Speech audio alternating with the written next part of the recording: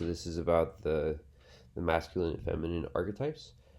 If you're aware of the Jungian archetypes, then this is sort of like an offshoot of the Jungian archetypes, which are the collective unconscious. So Jung had this idea that in society we have modes of the collective unconscious. So he had a bunch of them. I believe there were 12. There's like one for the mother and the father, the son and the daughter. There's the old man, the old woman, the maiden, and I don't know what the counterpart to the maiden is in a young man, but I think there's more.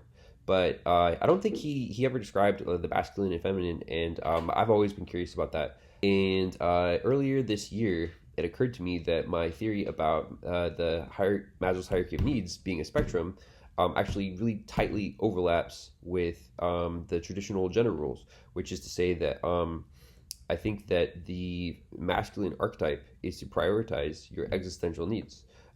If you imagine that the pole of Maslow's hierarchy being a spectrum, one of the poles is your physical needs, then that is the masculine archetype, is to prioritize your physical needs, and vice versa. The feminine archetype is to prioritize your existential needs. And it's a little bit funny to say that the masculine and feminine, because I think that masculine and feminine in our society is changing to the extent that masculine and feminine means what has been handed down to us by previous generations in terms of the gender roles. Then I think that is true, and it was true and is still true. But also I think that there probably is a time in the future when masculine and feminine, or at least like the gender roles, will be so homogenized that it won't really mean anything anymore to say that, but it will still mean something to say that people who prioritize their existential needs or prioritize their physical needs exist.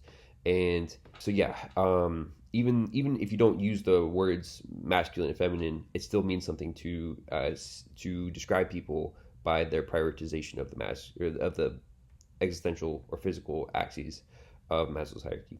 And I also think this is how you can identify toxic masculinity and toxic femininity, which is to say that if toxic masculinity is when you have somebody who only wants their physical needs and not address or care about their existential needs, and vice versa.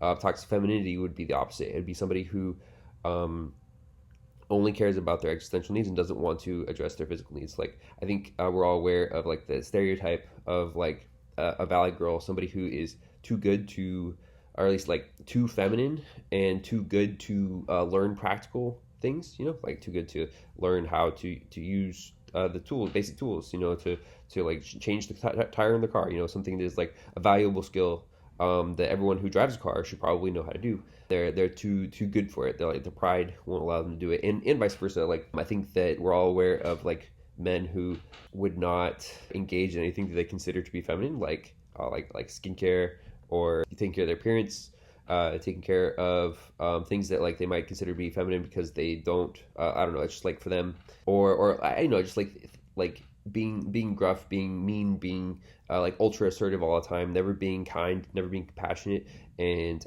because they perceive those things to be feminine traits, and yeah, and that is toxic masculinity, which is like never addressing or allowing themselves to address their existential needs.